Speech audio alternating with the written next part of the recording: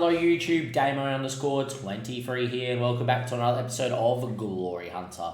Today's episode, I'm actually unsure what sort of game I'm going to give you. It's pretty close after playing FC Nantes. I was talking about in that episode that we might need to make a transfer. So the first part of this episode is actually introducing a brand new player to the football club that has got quite the name in Football Manager. With that being said as well, if you are enjoying the content, do give it a like, do subscribe to the YouTube channel. More than half the people watching aren't subscribed to the YouTube channel, so please do hit that little red button down below. And of course, leave a comment and let me know if you think this player is going to be a very good pickup or should we just stuck with Ryan Soler. If you haven't checked out the last previous episodes, do recommend you do to get a little bit more backstory. But I've been complaining that I feel like we're good, but we might need just a touch more world-class talent to make us better. Also feel like that at the same stage as well, that we just need just a little bit more X factor going forward to finally in those games we're a little bit dogged and a little bit to make sure that we do what we need to do. Now, when we last checked, Ryan Soler was 3-star. I played a non-league side in the Cup. And because of that, he scored 6 goals. So apparently the game now thinks he's fantastic. And I did mention that I think I'm going to keep him 15 appearances, 13 goals at least, nothing to be scoffed at. Maybe we should leave him up front. And then we go and watch the game against FC Nantes. And in big games, even though he's apparently enjoys a big game, he seems to go missing. I feel like if he's the one coming off your bench, playing in the lesser games, which the games will be dropping points in, he's really good at putting lesser teams to the sword. So what that means is we needed to buy a striker. Now, I will say I wish it was somebody else, and I'm going to tell you who that player is here very, very quickly if we have a look, is I tried to negotiate a deal here. Put it this way, when I bid 109 mil, even my board said, hey, I think that's a little bit too much money, which it probably is. I tried a million things to get clauses in. Napoli are not budging. It's either 109 mil up front or nothing. He's very interested in coming is Caratonetto. I will sign him one day in this save. It's not him. Instead, it's a name that you all know. He's a real-life player, and he's currently at Arsenal Football Club, and his name is Karim Adeyemi. Now, I will say, out of all the Adeyemis I have seen on Football Manager, this is hands down the worst Karim Adeyemi I've seen. Usually, when you see him at the age of 28, he's got elite finishing, elite dribbling, and elite movement, elite off the ball, and elite pace. The only thing that this guy's got right now is he's got very, very good physicals, great determination, and he can move off the ball. Saying that, though, he still was a very good player. And when you look at his scout report before we confirm this, he is still a leading player there, mainly as a right winger, but I am going to definitely use him up front. I definitely think he is a better player up front as well, off the last man, and say, mate, you sit up top, you burn people for speed, and then we'll bring Ryan Soler on if needs be if you don't do the job. He's also very driven and very enjoys a big game as well, but his career's been very, very, very, very weird. Usually it takes a lot of money to pick him up from Dortmund, and usually Dortmund keep him very long term. Usually as well, he generally scores lots of goals. He then moved to Arsenal for 87 million, never really got going in terms of form, and this year has been restricted only 10 appearances, mostly off the bench. So when he got transfer listed, or he became unhappy for 45 mil, we decided to jump in. Now, the transfer deal is as followed on screen. If I can have a look, apparently not. If I press OK on this deal, I think you should see it, or it should be here. It's a 47.5 mil fee. A lot of that is not upfront. A lot of that is overtime. So what that is that there is 3 mil after 50 league games, and mil after winning the League One, the French Cup, and reaching the final of the Champions League. I am paying 3 lots of installments of about 29 or 30 mil, give or take. So 3 lots not of 30 of total. So every year it's like 10 mil comes out of the budget, which is fine. And I'm only paying 18.25 mil up front, which leaves us quite a chunk of change in the transfer budget if we decide that we want to buy another player as well. I have bought someone else, which I will mention, but he's not as well of a name as this. I think this is a good signing. Now, you look at it and go, really? Is he better than Ryan Soler? I think Ryan Soler is very good. I just think that we're being very harsh on him. But I think if this is a type of player that you can bring in and you can manage the both and keep them both happy, your secondary team is going to be better. And on top of that as well, you will also have a better first 11 as well. and a better player on the bench to affect the first 11 game. If you look at Ryan Slair, he's in the blue. Karim Adeyemi is in the green. Definitely, if you look at the actual attributes of an actual striker, I think that Ryan Slair is better. I think he's got better technique, better attacking, better vision, as you've seen here. Adeyemi is very good mentally. If you have a look at them both as a advanced forward on attack, Slair beats him in dribbling, finishing, beats him in passing, beats him in technique, beats him in anticipation, beats him in decisions. Even beats him in agility. The only place he doesn't beat him is in raw acceleration and pace. And I know that shouldn't be the most important thing, but Football Manager seems to love the guys that can absolutely burst people with speed. Last thing I will say is left-footed.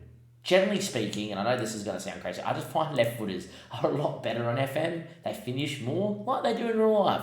So what we want to do is I'm going to sign him. And I have signed him. And we're going to go, even though it's big wage, it's pretty cheap of a deal for a player of this quality. Worst comes to worst, you've got an absolutely outrageous bench player that can play up front or on the left or on the right. But more than likely, we've got a guy that, as much as Ryan Slair scores, but he scores a lot of goals in clumps against weaker sides, we've got a guy that I think Football Manager will just go, his reputation's fantastic, and I do believe FM's always been about reputation in the background, and because of that, he will start banging goals in for fun. I signed the 25-year-old Lukaku on Paris 13 Atletico side. We'll say slightly better, but just as underused. And he started developing from 25 to 28 immensely. So to say that this guy doesn't develop slightly, get a few of these 14s or 15s by the end of the season, playing week in, week out, I think we've got quite a deal on quite a good player that, if you have a look at it, is a leading League One player. So I think that's fantastic. Secondly, I will just mention quickly as well, I'm about to play Ieguini up. You're not getting that game in the 10th round. We should pump him. I also signed Fedra Aidas. Now, main reason is we had Boyer on the bench, the Frenchman. He's not really playing to hit his potential. He needs to go out on loan. So I signed another young kid who is fantastic. 18 years of age, was wanted by Liverpool, Chelsea, Man United, Barca, Bayern, you name it. The works when you see it. A wonder kid. Inside forward, 15 finishing, first touch passing technique and off the ball, and 16 acceleration at the age of 18. And he only had a release meal, 10.5 mil. I paid that as soon as this came out. My scout report in December. I will be working on that off the ball, that flair, the anticipation, the decision making. I'll work on all of that. Eventually work on his dribbling. And very much like we did with Roman Tisney, very much which I'm hoping to do with Balesa. He's another one of those guys that you look at and go, man, you're going to be a great wonder kid. Get you in the club, make him part of my favourite personnel, develop him, and then when I leave this club, my next club is where I bring him in and go, yes, you're the first guy on the team sheet because you're the guy I've been developing. If I get Blesser on the right and this guy on the left at another club in Spain or in Germany, I'm telling you right now, we're going to have a very dynamic and a very good front three that is only going to be 20, 21, 22 maybe by that stage, depending. Could even be younger in this case here, and be still with a couple of bits of development whilst being a first-team player. So we're going to go down that mould as well. If you enjoyed that first little 8 minutes, give it a like, because I thought that was a pretty good recap of what we've done here business-wise. And when you see me again, either be for the 11th round of the French Cup, because we've drawn someone of a bigger name. If it's another League One side, I'll just give you that game. Or it's probably going to be one of the games towards the end of the January window, even though I will say a lot of our bigger games are clumped towards the end of the season. So realistically, I'm not giving you RSA because we just played them and we pumped them 5-0 in the first fixture, so that should be fine. Don't think there's any reason to give you a Champions League game. I don't think SEM and Troyes we should be beating. So I'm hoping we get a decent draw in the 11th round. If not, I might give you RC Lens because we got FM by them last year. Away from home, we've already been FM by them this season at home. I might give you that game too. So at some point, we'll give you a game here to finish off the episode. But the recap is Karim Adeyemi hopefully has a very good January. He fits the system well considering how hyper-pressed we are. And if not, we've got a great bench player, be able to change games with his dynamic pace. And at the end of the day, that ain't bad business for the cheapness of the deal. YouTube, welcome back. Part 2 of the episode, and here we are in episode 89. We have got to finish off ASSE, which is Saint-Étienne, and we have got them in the 11th round of the Cup here at home, and more importantly, win today. The quarterfinals has already been done. We would play a League 2 side on either Paris FC or Nancy. So you'd think if we win today, we got a pretty much a guaranteed passage through to the semi-final, whereas where we got absolutely FM last year. You will see down the bottom on the right-hand side, PSG are still in the competition there, of course. Same with Lille, who did knock us out last year as well. So, yeah, there's the usual suspects there. Since we last met too, I have actually made one more transfer, which I'll talk about in a second.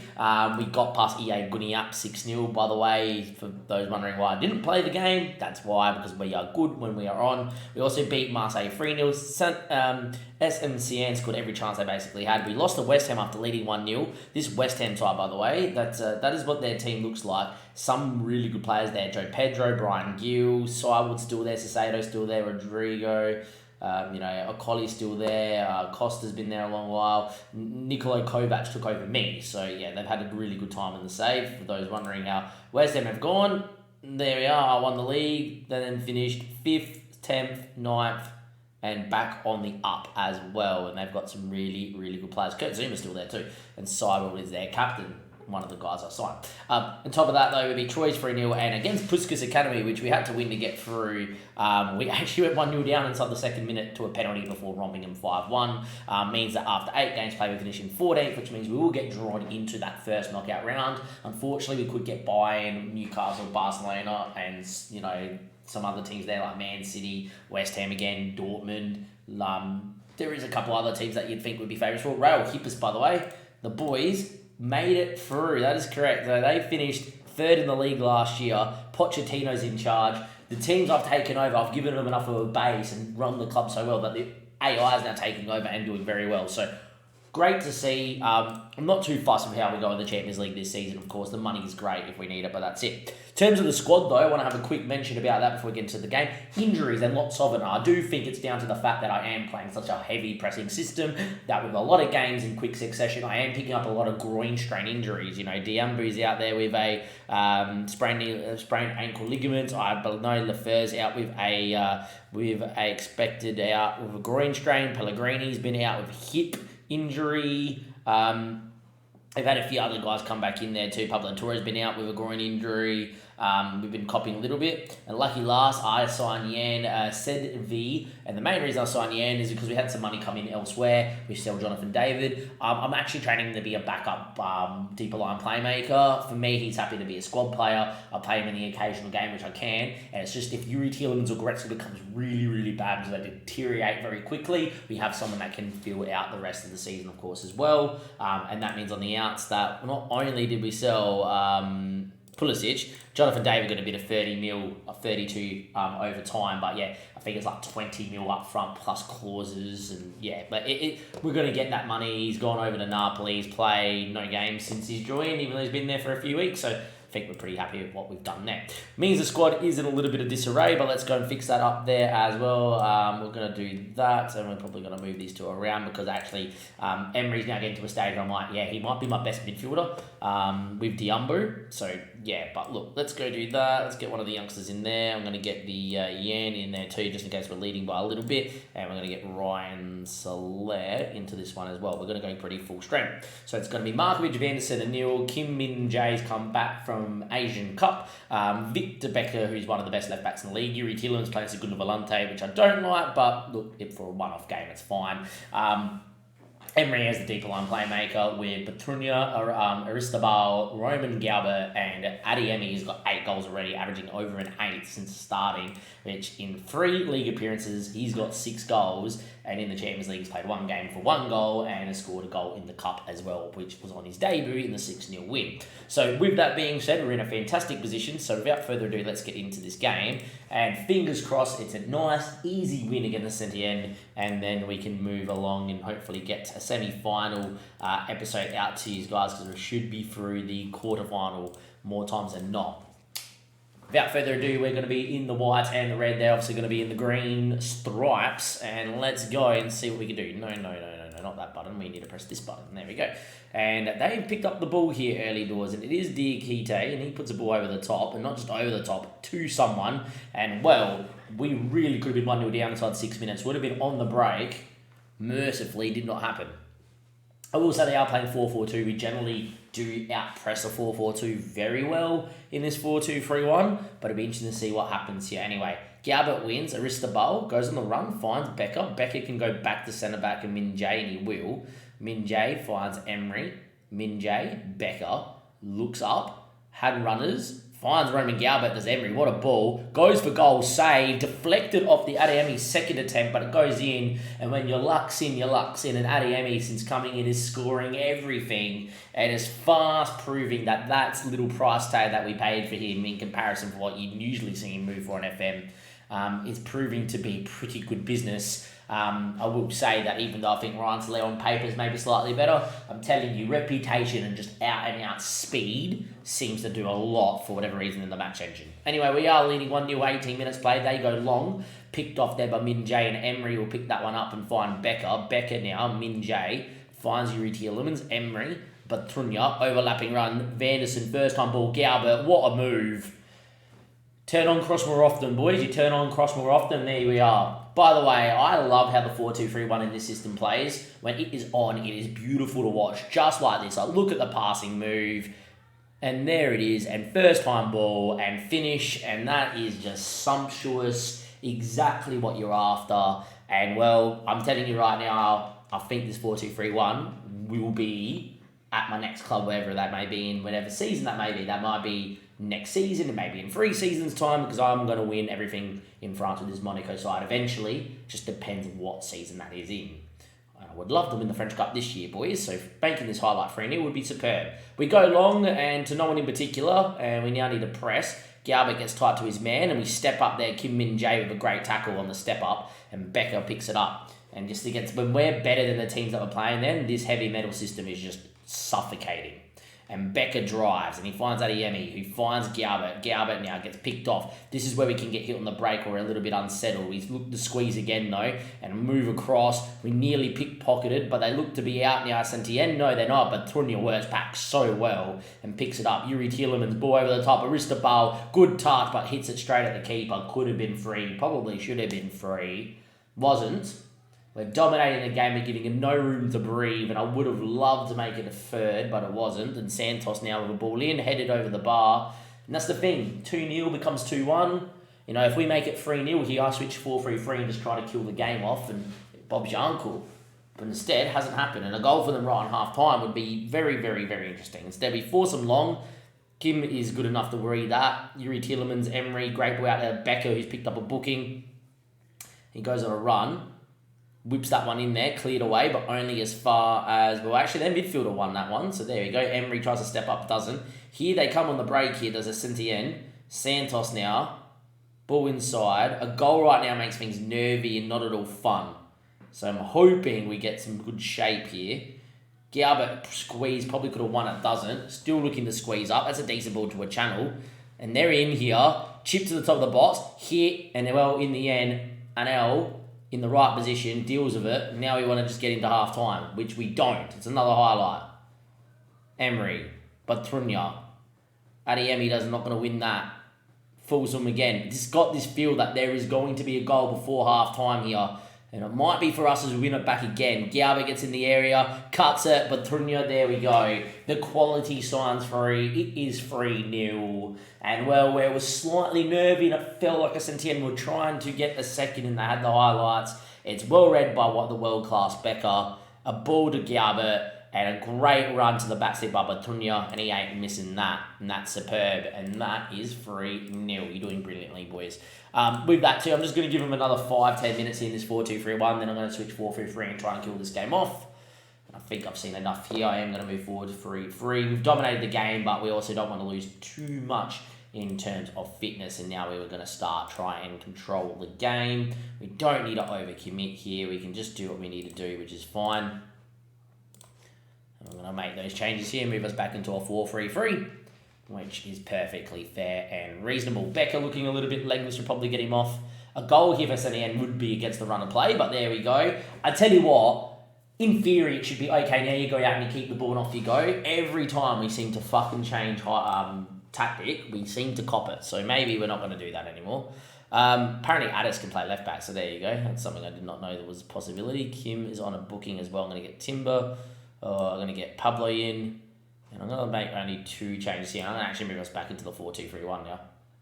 After conceding. It makes no sense that every time you make a tactical tweak that you cop it. And it's just like, well, that's a goal. Adeyemi just nods it in before that happens. So this little thing comes up. That's 4-1. There we are.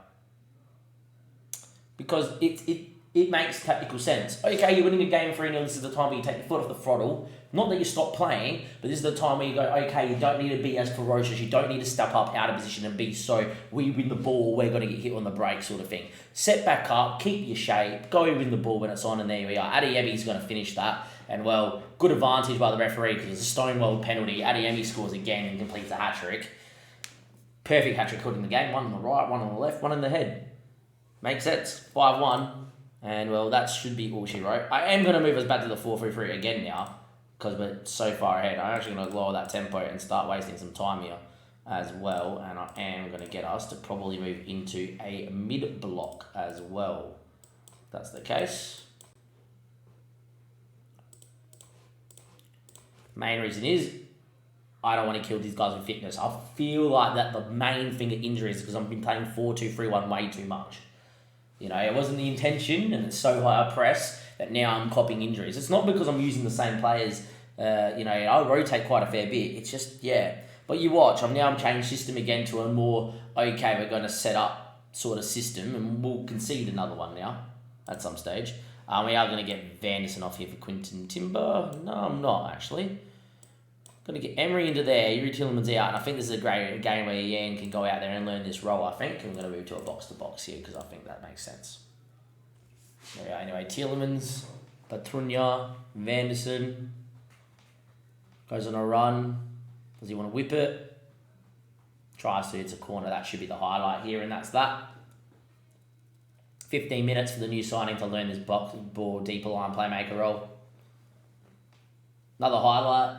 Lots of highlights in this game. Telling you what. Trunia hits that one. Oh my word. Doesn't just hit that one. He's probably popped it in to the top bin to witness one of the best free kicks of the save. Happens in a game which it doesn't matter, but my word. From a mile out, up and over and into the top bin. Kind of kissed the bottom of the net, bottom of the bar as well. What a finish. And that's 6-1. That's a great free kick. I said the end, by the way, I've had 17 shots and somehow have only scored 1 goal. But there we are, we do win 6-1, perfect performance. We are into the next round of the Cup. Exactly what we needed to do there. So in the episode today, we made a sale of Adeyemi, who scores a hat-trick in today's episode. We have gone in and improved the squad to a point where I think we're good enough to win the league if everyone stays fit, which we're struggling to. The 4-2-3-1 is forever being dominant though. We're through to the next round of the Champions League, but more importantly, an absolute drumming in the round 11 of the French Cup, which means we've got pretty much a very easy passage and a free card, you would say, to get to the semi-final yet again for the second season in a row. Till next time, I'll see you guys for another big episode. That might be a league game, maybe the semi-final of the Cup. I do not know. Who knows? You might come and see a very panicked Damien going, hey, we're in the quarterfinal against a League 2 side and I'm in extra time. Hello, this is Damo. But we'll see what happens. Till next time, thank you very much. Enjoy your day or evening and give the episode a like. Just subscribe to the YouTube channel. Till next time, thank you and goodbye.